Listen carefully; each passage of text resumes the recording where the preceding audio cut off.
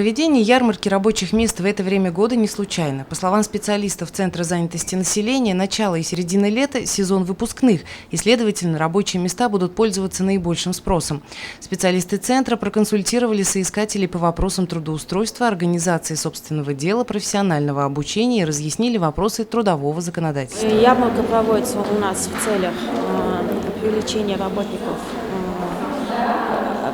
для работодателей и также для выпускников учебных заведений, чтобы они в дальнейшем смогли трудоустроиться по своим специальностям.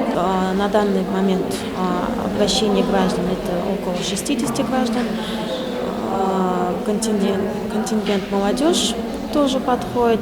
Проводим также для выпускников профессиональное тестирование. Наши специалисты Центра занятости проводят. Ну и также безработные граждане в среднем возрасте обращаются. На ярмарке свою информацию представили около 10 предприятий и организаций города, среди которых общество «Ремстройцентр», Сибайский элеватор, военный комиссариат и многие другие. В самом Центре занятости на сегодня около 2000 вакансий. На ярмарке преобладали в основном рабочие специальности, что, впрочем, неудивительно, спрос на них по-прежнему стабильно высок по всей России.